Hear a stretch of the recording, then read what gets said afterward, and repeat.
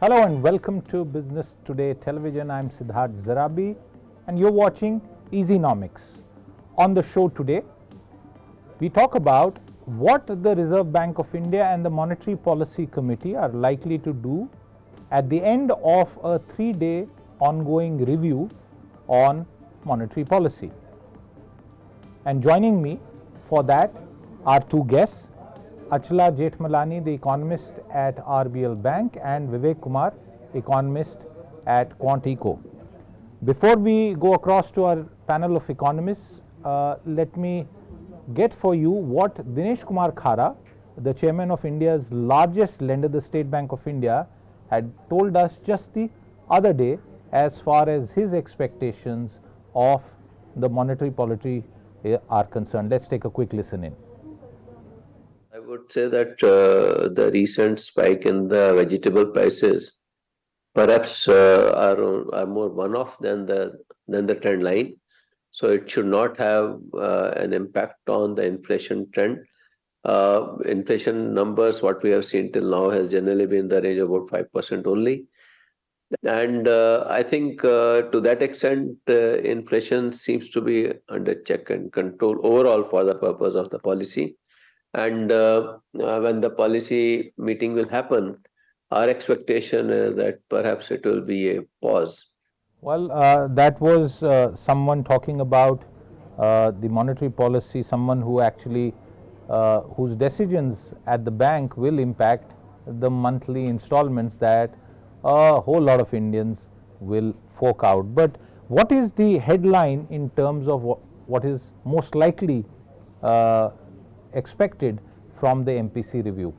As many as 33 economists polled have said that a hawkish pause is likely, and status quo will be therefore maintained on the repo rate.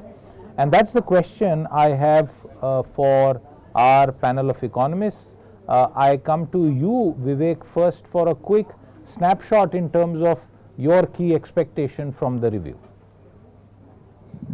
Thanks, Siddharth, for having me on the show. We at QuantEco completely agree with what the consensus view is at this point in time, which is hawkish pause. So pause because the fact that the recent upsurge in inflation is expected to be temporary. We were kind of cruising along in a comfortable band of 5.5% inflation expectation, and suddenly last 2 months you've seen a upsurge in vegetable prices. Now these vegetable prices, they are notorious for being volatile. They do run up very strongly and they do also come back in the same manner. So as and when supplies hit the market in the next 1 to 2 months, we would expect the trend to reverse very sharply on the other side. So that's the reason why we would expect the MPC to look through this volatile phase of vegetable price inflation. Why hawkish? Well, essentially, the target for the Reserve Bank of India is 4% inflation and not 5.5% inflation. While it's a comfort that we are gliding down slowly from 6.7% in 2022-23 to an expected range of closer to 5.5% in 23-24, we have to keep in mind that the end game is not here. The end game is 4%.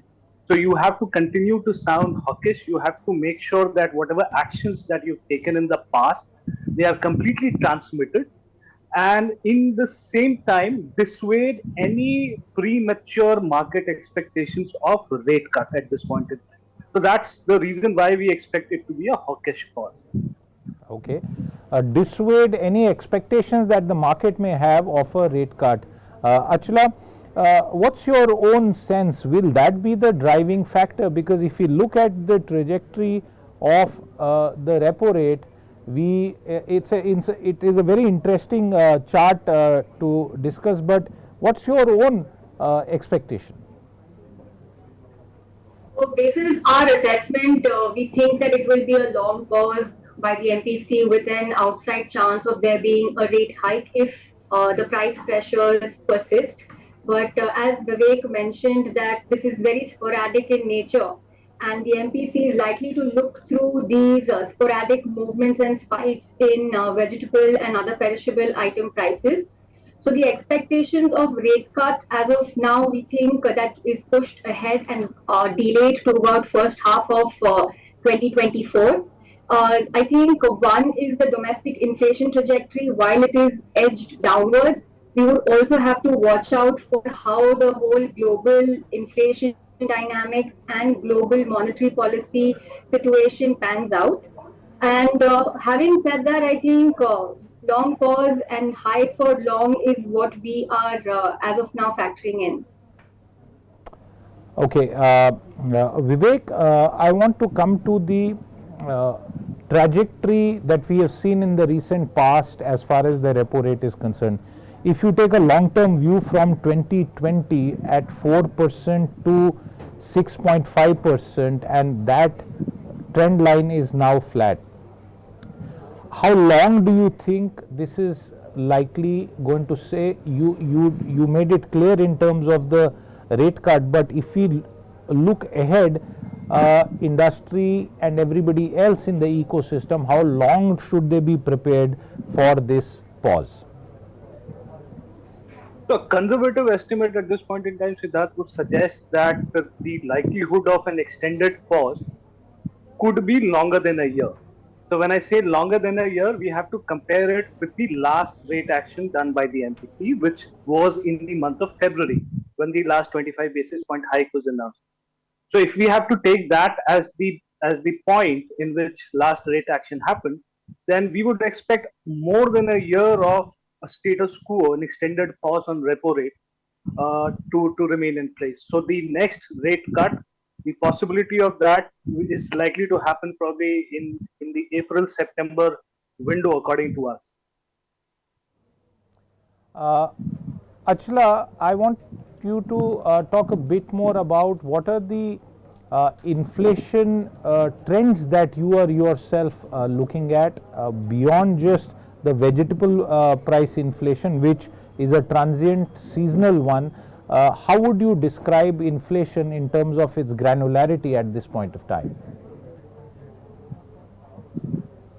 That's a good question, I think, because everyone for the July reading is focused on how the whole perishable and food inflation would pan out. Now, if we look at last year's same quarter, which is July to September quarter, it was a high base effect phenomena which was expected to play out this year and give us comfort on the headline print, which was expected to be around the 4.5% to 5% handle. But I think that trend has reversed because of a few line items in the food basket. So therefore, when we look at food inflation, it's expected to shoot up, but there will be a lot of comfort when we look at the core inflation readings. Now, we are seeing the core inflation to trend downwards to 5 to 5.2%, and there could be positive surprises going forward in the FY24 as well.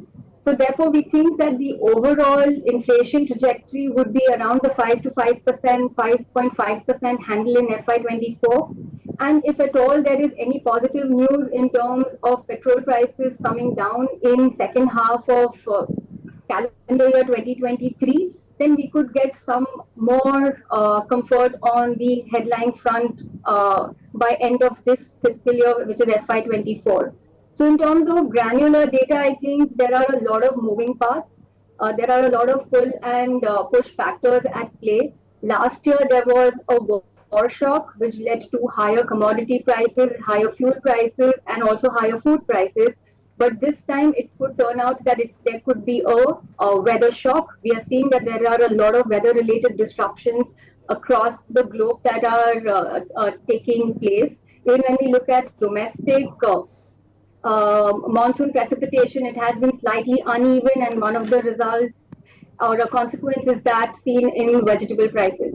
So I guess overall food inflation remains a key risk, and but core inflation would give us some comfort. Therefore, we are in the 5 to 5.5% handle for the FY24 reading. So the trajectory looks on the downside itself, but whether any persistent shock could come through is what we will be watching out for.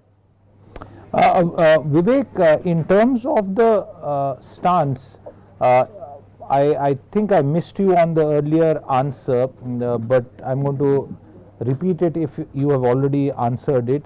What about the stance, withdrawal of accommodation continuing to be the stance? Of course. So this also goes in hand with the anti-inflation stance that the MPC has been adopting, because they are in the inflation fighting mode, and they would not rest till the time inflation, comfortably glides towards 4%. Now, this is the backdrop, and within this backdrop, I guess the withdrawal of accommodation stance will kind of justify that the persistence of withdrawal of accommodation stance will be justified. It will also be justified, Siddharth, because of late we have seen the money market liquidity surplus increasing. And there are various reasons why this liquidity surplus has increased. It started off with a phenomenally high amount of dividend transfer from the RBI to the central government, nearly double of what was budgeted. This was soon followed by the 2000 rupee note withdrawal, which also had its own liquidity impact. And in the last 3-4 months, RBI has also been buying dollars from the market, so which is reflected in your forex reserves going up. But at the same time, the byproduct is infusion of rupee liquidity into the system.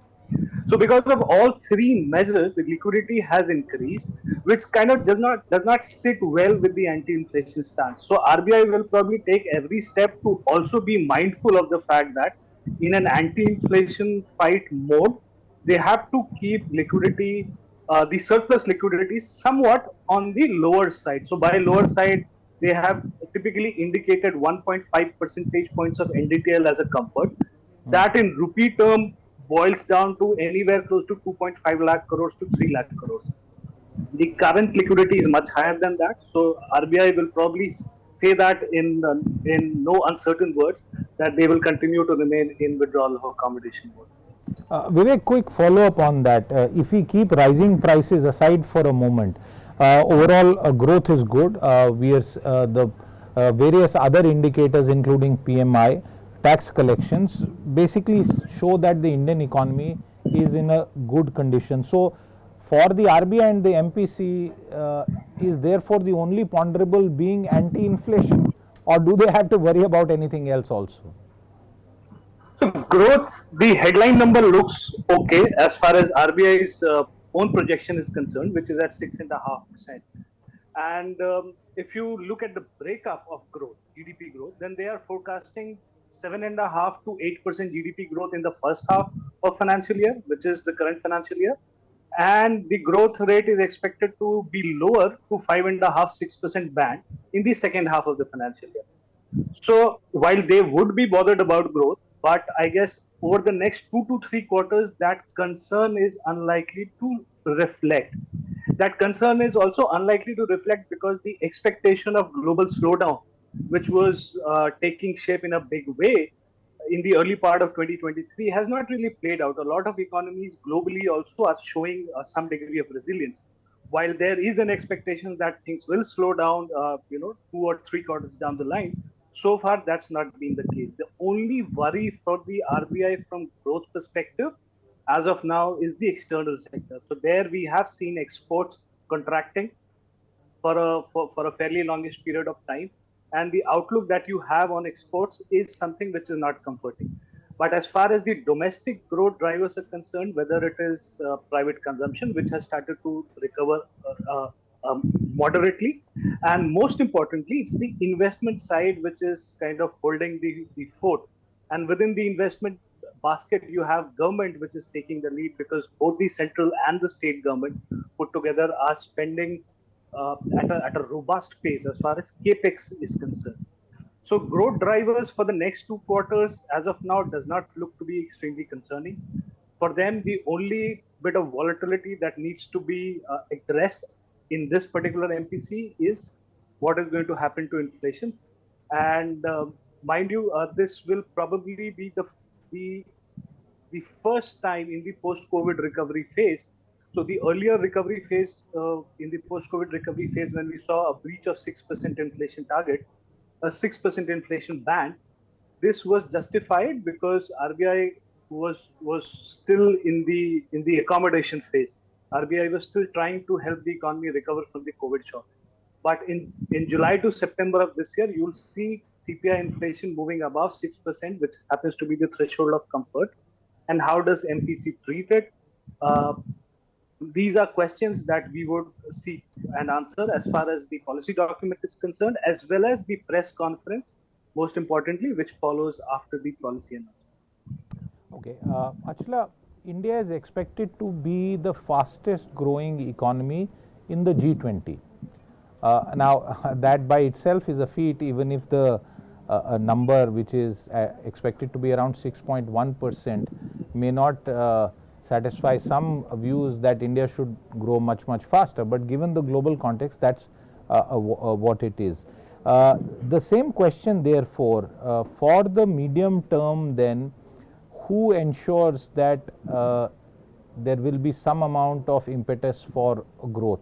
Is it only the exchequer, the government spending that will drive? Because the RBI will clearly not dial back on its anti-inflationary stance. Yes, that's correct. I think as Vivek mentioned, I guess as of now there is a lot of capex boost that is coming from both center and the state. And there is this expectation that that will eventually set the ball rolling and get the private investment in, with monetary policy being overall conducive as well as fiscal policy in place, infrastructural spending happening, the bottlenecks being cleared. I guess the private capex story is likely to pick up and eventually we'll see private investment crowd in. Sometime back there was this news article as well wherein we saw that FMCG companies are also raising their capex, right? So I think when you look at capacity utilization as well, it is also ticking up. It's gone up to 78% kind of levels, which is higher than the 74, 75% that we've seen previously. So the momentum is definitely there, and I think which is getting reflected in GDP projections as well. Yes, as you rightly mentioned, the expectation could be that the economy should be growing at a higher rate given its potential.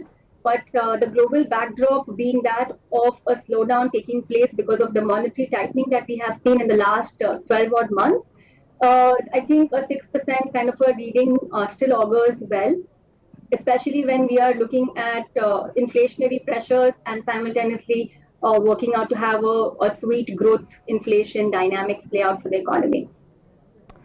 Okay, I'm coming to you, Vivek, on what would be a surprise in tomorrow's policy announcement. So the surprise will be a rate hike, and because rate cut cannot be a surprise at this point in time, the rate cut seems to be far away in terms of our time horizon. The only surprise can be a rate hike. So whether we've argued against why the MPC should not opt for a rate hike at this point in time. Well, at the same time, one could argue as to why MPC could consider an insurance hike, even if it is probably the last one. The reasons would be that ultimately this is probably the first peacetime breach of inflation comfort. So the earlier peacetime breach of inflation comfort was in March of 2020. That was the time when inflation was above 7%. And it was not because of March COVID impact, it was because of January and February of 2020. Despite that, RBI had not increased rates at that point in time. So the only template that we have is Jan to Feb of 2020. We are probably staring at a 6% breach for July to September quarter. Now, the arguments for an insurance hike is that you need to make sure that the spillovers from extremely high food inflation do not impact household inflation expectations in the economy. They do not impact the wage level, that the wage settings that happen in the economy on a periodic basis. Because if, let's say, the food price or fuel price, or whatever those are, high volatile items, if they continue to roost at a fairly elevated level, then there is a risk of spillover impact, which will then take longer to correct. So that is the only argument that one could think of. Otherwise, I think there is no other argument why RBI should be reacting in a knee-jerk fashion to a temporary spike in vegetable prices. Okay. Achala, the same question to you. What could surprise you tomorrow? As Vivek mentioned, yes, rate hike could be one of the possibilities, and also if there is a dramatic change in RBI's language of modulating liquidity. As of now, over the last few policies, we've observed that the RBI has maintained the stance that they will remain nimble when it comes to liquidity management, and the expectation continues that given that how liquidity has improved because of certain measures that were taken lately. So if there is any drastic change there, it could possibly be a surprise because we would expect smooth transmission of prior rate hikes to continue. Okay, viewers, you know, if I take the liberty of trying to explain what is the bear in the room of the MPC, and I'm trying to be like the fly, I would say that it's nothing else but a tomato.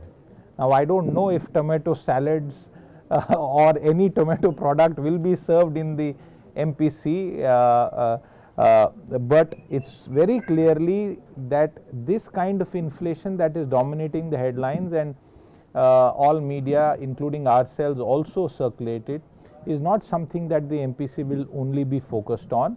As the two economists on the panel have explained to all of us, the RBI has multiple data sets that it looks through. It takes a medium to longer term, and perhaps that view is what is reflected in the consensus view, that it will be a continuation of the policy that we have seen in the previous 3 MPC meetings, and with growth remaining stable, it is clear that preventing runaway inflation remains the #1 priority for Shaktikanta Das, the RBI governor, and the rest of the MPC. Vivek, Kumar and Achala, Jethamalani, thank you very much for your time with us today.